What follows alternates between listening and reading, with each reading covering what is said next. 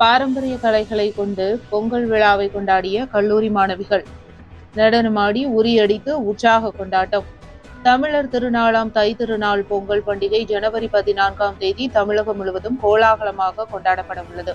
இந்த நிலையில் பொங்கல் விழாவை கொண்டாடும் வகையில் தமிழகம் முழுவதும் உள்ள பள்ளி கல்லூரிகளில் மாணவ மாணவிகள் பொங்கல் வைத்து கொண்டாடி வருகின்றனர்.